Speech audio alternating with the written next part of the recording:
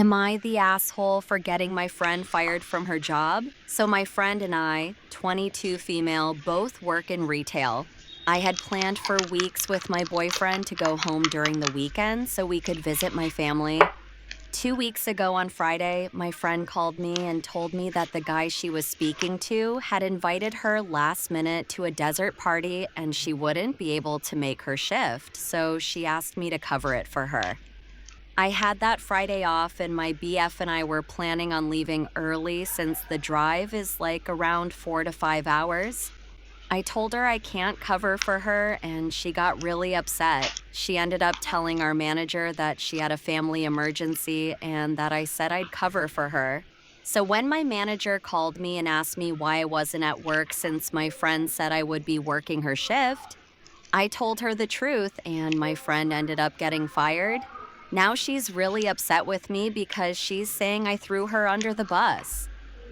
Am I the asshole? Am I the asshole for demanding that my husband pick my needs over his parents and let them feel cold for a bit? I'm 35 female. I'm currently 37 weeks pregnant and due for a planned C-section at the end of the week due to some complications with my baby.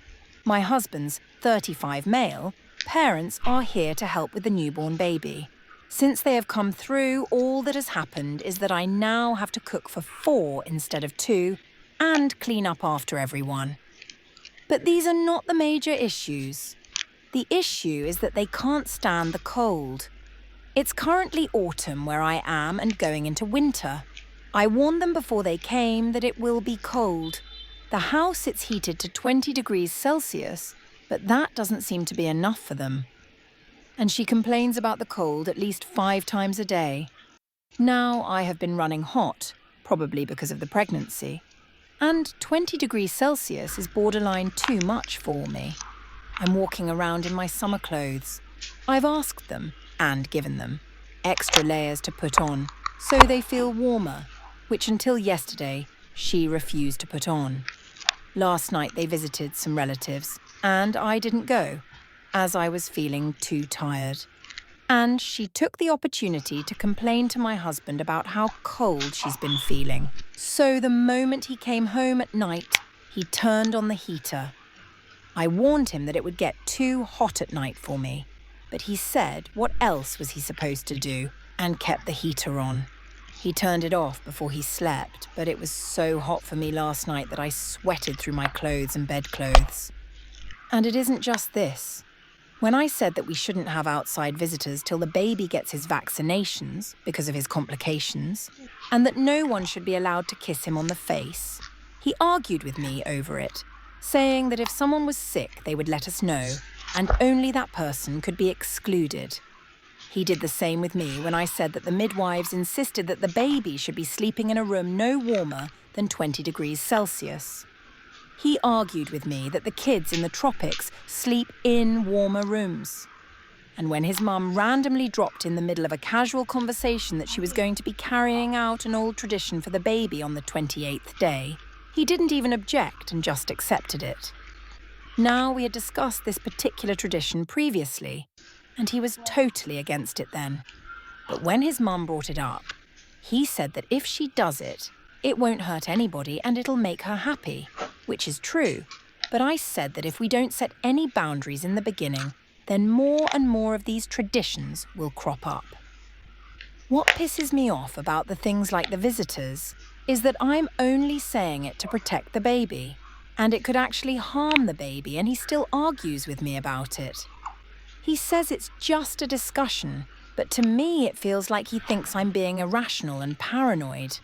I told him that I don't feel like he's on my team, and I'm being forced to do all the adjusting while he looks after his parents' comfort. He says I should just adjust for a while, till they can adjust to being here. Am I overreacting here? Edit 1. My husband has been generally supportive throughout my pregnancy and the complications we've had with the baby. His parents are nice people, and I generally like them. They've travelled halfway across the world to be here and can't be told to go back just like that. He's trying to keep the peace, but all compromises seem to be falling on me. Edit 2. Usually it would have been my folks who came to help, but my mum passed away a couple of years ago, and my sister will be here in February to help out. Am I the asshole for refusing to let my mom bring her boyfriend on our mother-daughter vacation? So I, 20 female, have been planning a small trip with my mom, 46 female, for months. I'm in college, and we haven't really done anything, just the two of us, since I was a kid. She's always said she misses spending time with me and wanted to reconnect. So I saved up and booked a weekend getaway for the two of us at a lakeside cabin. It wasn't fancy, just a cozy Airbnb with hiking trails, a fire pit, and no Wi-Fi. I thought it would be a nice break for both of us. Then, a week ago, my mom asked if her boyfriend could come. I said I'd rather it just be us, since that's what we agreed on. She got quiet and said she didn't think it would be a big deal, since he'd stay out of our way. I told her that defeats the whole point. I wanted time with her, not the two of them. Now she's upset and saying I'm being selfish and immature, that her boyfriend is part of her life, and I should get used to it. She also said if he can't come, she doesn't want to go at all because it would make him feel excluded. I told her that's fine. I'll still go alone or invite a friend. That apparently hurt her feelings, and she told me I'm being disrespectful. So now I'm wondering, am I the asshole for not wanting her boyfriend to come on a trip I planned specifically for me and her? Am I the asshole for threatening to move out? Bit of background info, parents have 3 biological kids and 1 foster kid, but he came to us not very long after he was born, probably less than a month, I believe. And before anyone starts questioning that, his mother is seen as an unfit parent and had to give up all her children before and after him as well. Bio father is unknown. I'm the oldest son, have an older and a younger sister. Oldest sister has moved out. Little sister Katie is 16, foster brother Jake is 15. I'm 23, finished uni a little less than a year ago, and live at home still. The reason for that is relevant. My parents' house is old. Very, very old, in the sense that if you want to renovate, it's a pain in the arse, because everything has been renovated a million times already. Heating works via an oven you throw wood into. Want hot water or it to not be ice cold. Start a fire, wait an hour, it'll start heating up slowly. Not as big of a deal in summer, but annoying in winter. Another thing, I have a dog that is fully mine. Has been my responsibility since I was a teen. I'm not going to go into detail because that's probably boring to most, but I feed her raw food as well as my aunt's dog. My parents are not interested in learning anything about it. Their dog doesn't know anything but raw, and they don't ever want to switch that. My younger siblings don't know how the oven works, refuse to learn regardless of how often they're shown, and also refuse taking care of anything animal-related. My parents both still work. Bus connections are shit, so at least once a week I'm driving both my siblings somewhere. Now they're both on school break, full break, and my brother plays video games late into the night. No issue, he wears a headset. Only he yells. I don't know about you, but I don't want to be woken up by yelling over Fortnite at 2 a.m. when I have to get up at 6 a.m. for work. I tell him he stops for a day. It starts again. It's like that every break. My parents say I need to be understanding because he has ADHD. I'm not a doctor, but that doesn't make you yell in the middle of the night, does it? Now, in the past, I'd just ignore it. But I have savings. I could move out, move away, and enjoy my freedom. My parents don't want that because, oh, but Katie gets cold when we're working in the morning, or who's going to drive Jake to chess? And who's going to feed Bello? I told them either they get him to shut up at night or they can deal with it themselves and I'll move out. My mum claims I'm threatening them with that.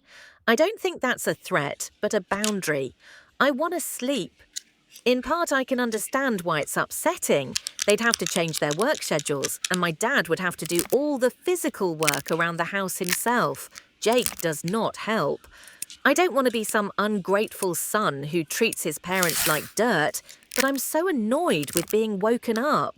Am I the asshole for marrying my dad's widow after he passed away? So, this is going to sound awful no matter how I word it, but please try to keep an open mind. My 26 male dad passed away about a year and a half ago. He was married to Elizabeth, 54 female, for around 20 years. She's not my mom, and my dad never actually signed my birth certificate. Long story, family drama, whatever. So, legally and biologically, we're not related in any way. After my dad's funeral, I kept in touch with Elizabeth because she didn't have anyone else. She was diagnosed with stage 4 cancer earlier this year, and her insurance barely covered anything. The bills were getting insane, and she was talking about stopping treatment because she couldn't afford to keep living like that. I work a stable job with incredible health benefits, the kind that cover dependents at 100%. I asked HR about it, and they said the only way to get someone on my plan like that is if they're a legal dependent. So, I offered to marry her, and she hesitantly accepted. Before anyone jumps to conclusions, it's not romantic, we don't live together, we don't sleep together, and there's nothing going on. I just didn't want to watch her die when I had the ability to help her live. She cried when I asked her to do it, not because she's in love with me, but because she didn't think anyone would care enough to help. Now my family found out, and they're absolutely losing their minds. My aunt said I dishonored my dad's memory. My cousin said I discussed the family and called me a walking Jerry Springer episode. My stepbrother told me I was sick and probably doing it for attention. I get it. It's weird. I know it sounds bad, but I swear this wasn't about anything other than helping someone I care about survive. I've already been through losing one parent figure. I couldn't just stand by and let it happen again just because of red tape and medical costs. So, am I the asshole for marrying my dad's widow so she could have health insurance while she fights cancer? I don't think I am, but maybe I'm wrong. Update. Okay, everyone. Thank you for all the input you've given. I've taken a lot of it to heart, and the kind words truly mean a lot. My father was an amazing man, and I miss him more every day. For those in similar situations, I hope things have worked out for you. After my last post, I stayed up late reading and responding to as many of you as I could. I came to the conclusion that I would have a meeting with my family and that Elizabeth and I would also meet with my brother. The meeting with my family went about as well as I expected. I arrived at my aunt's house and surprisingly was greeted with nothing but love. Shortly after, while eating lunch, they made a few insensitive jokes and even told me to divorce her before she dies. That was enough for me. I didn't say anything, I just cleaned my dish and left.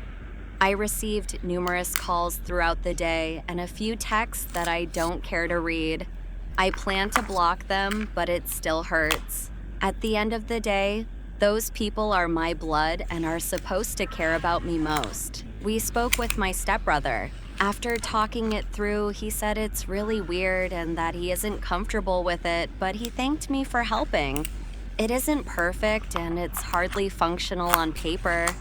But you guys are right. It's a messed up system that I'm just trying to work with. As many of you asked, no, it isn't insurance fraud. The marriage is completely legal, and I don't plan on doing anything explicitly against the law. I've been openly asexual since middle school, so I'm not worried about future partners.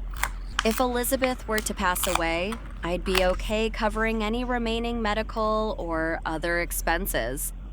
Even if she weren't legally my wife, she'd still be my mom. Which is weird to say, but you all know the story now. Finally, I never intended on telling my family. A cousin of mine saw a company photo I posted on Facebook. It was from our banquet, and I had taken Elizabeth as my +1. Oh, one more note to add. My company knows Elizabeth as my wife. Close colleagues know the full situation as they knew her before. It's all above board. I work closely with an ex-legal aid, and I assure you all we've checked every box. Thank you to everyone who offered words of encouragement. I wish I could respond to everyone, but there are just too many messages. Have a good day and a fruitful life. I haven't shown this to Elizabeth yet, but I just might.